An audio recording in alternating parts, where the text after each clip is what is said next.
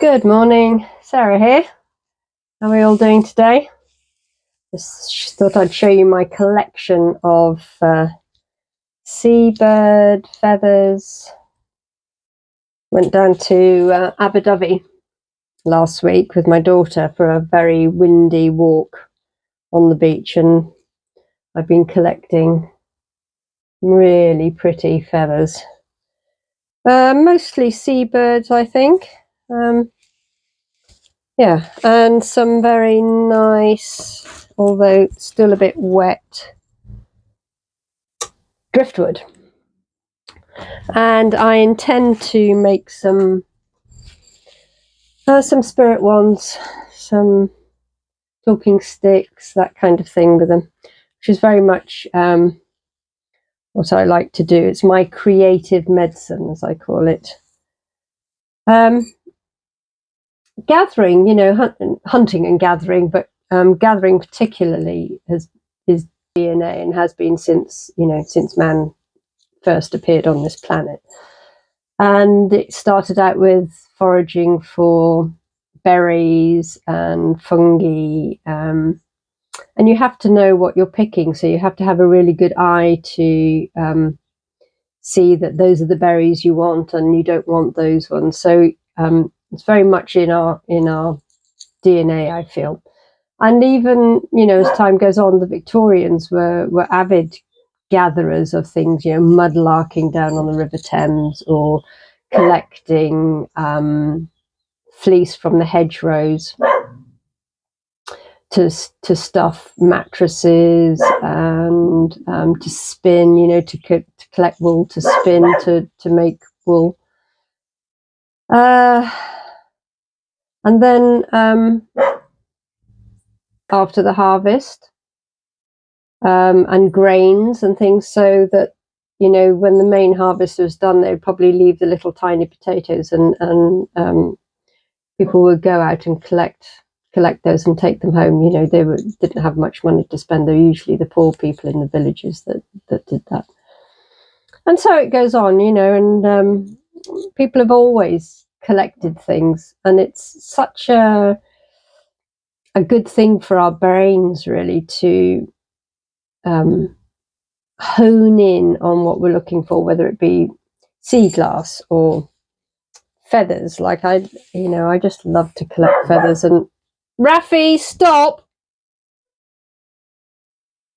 Or whether you use them for decoration, or to actually make things, it has a real calming effect on our hectic minds. Our lives are pretty busy, and to be able to go out on a beach or down a river, or just walking generally in the countryside, with an idea in mind that you're going to search for things that you might want, whether it's, as I say, feathers, or even acorns, or the oak galls to make things out of.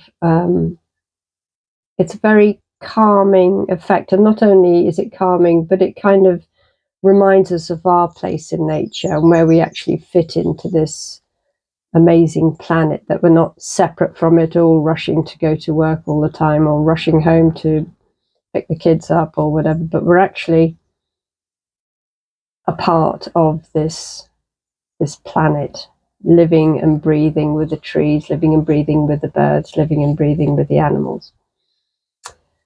And so we, this time of just looking for what we have set out to look for, or even just walking along a lane and spotting things, just being in that present moment, not on your phone talking to somebody, not listening to music, but to be walking along with your eyes open and fully present in this walk.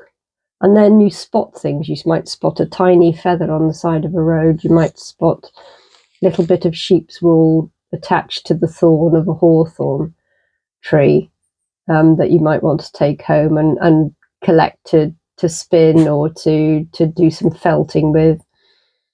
And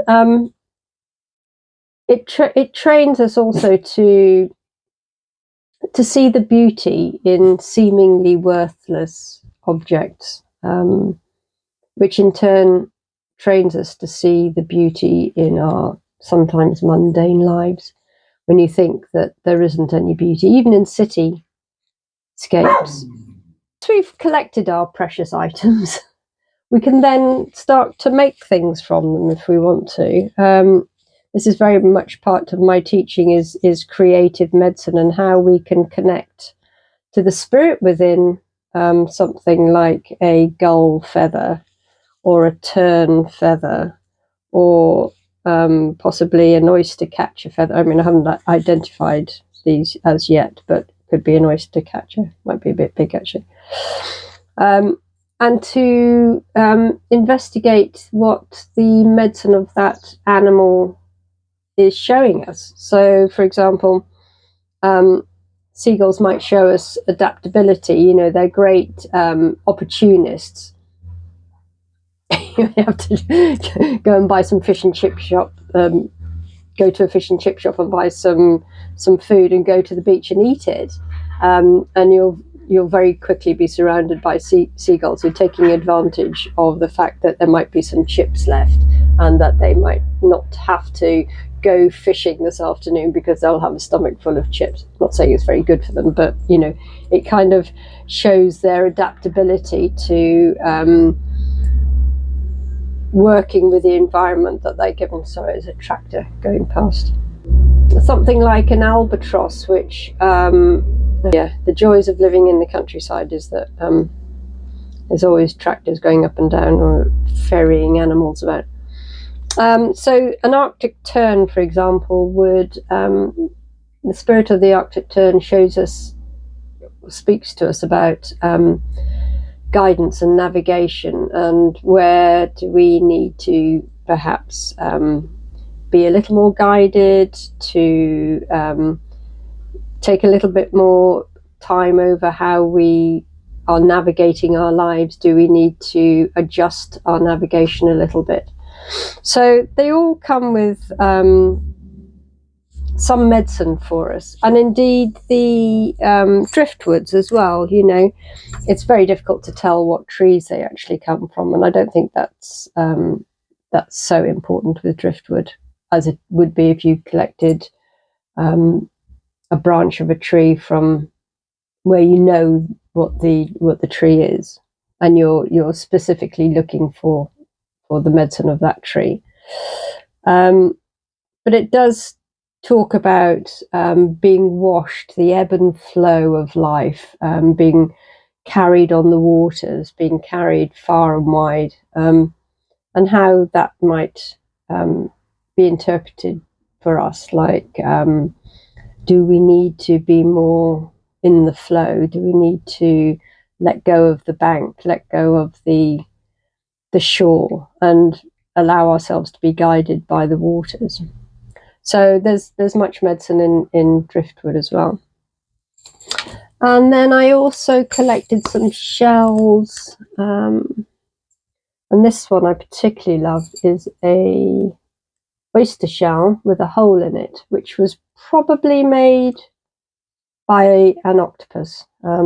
Octopus they got very sharp beaks, and they can bite through shells and then suck out the contents, leaving these amazing holy shells, which, you know, would be perfect for hanging on something.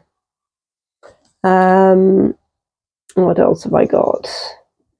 I've got a lovely pebble here with quartz running through it.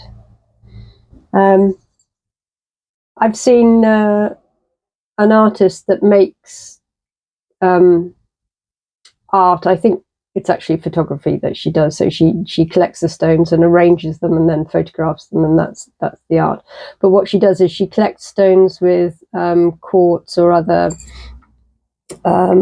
minerals running through them, and she creates words. So she kind of writes poetry with her stones, lining them up, for example, you know, to make different letters, and then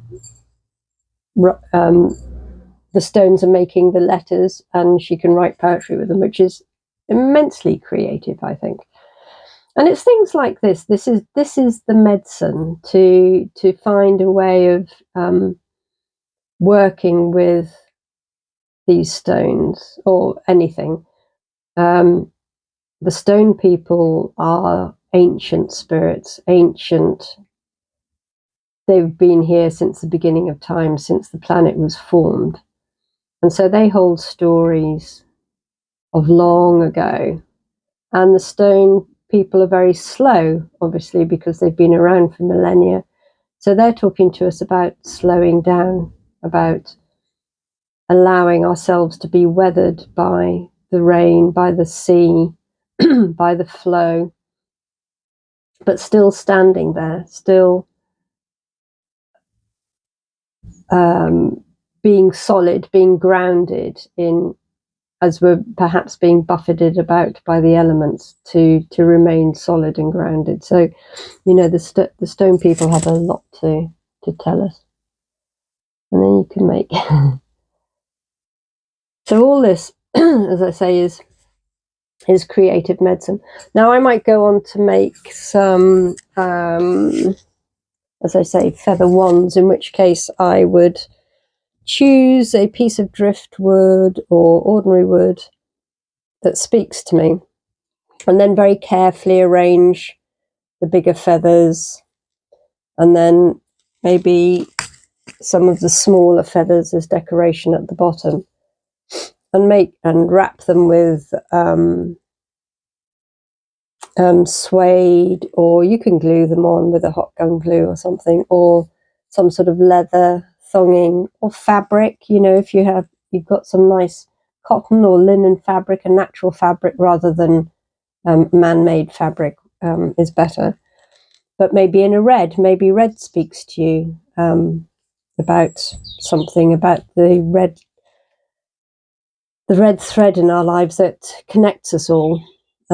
So you're being connected to the stick and to the birds, whatever medicine they have for you.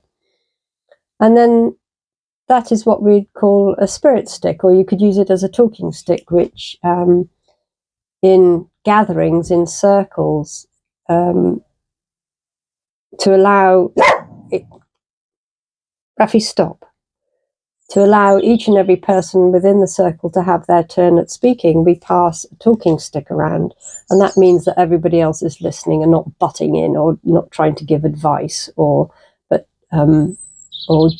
kind of speaking over that person. So it allows particularly shy people to hold the talking stick and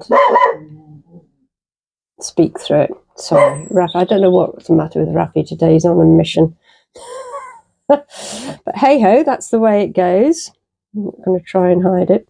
So I just wanted to share today a little bit about gathering and how we can get our eye in to search for things, to seek out things, to appreciate the beauty that's around us, to then utilize the things that we found into making something special to put in our sacred space, to put on our altar, to just generally hang in our house, to be a totem, to be an amulet. There's all manner of ways that we can use the things that we glean. So that is my thought for today. Let me know in the comments the things that you like to collect. I mean, I'm constantly I've got so much stuff, as you can see, probably. But I just love it. It's just part of who I am and part of, as I say, creative medicine. This is my medicine. So I hope you all have a lovely day. And ciao for now.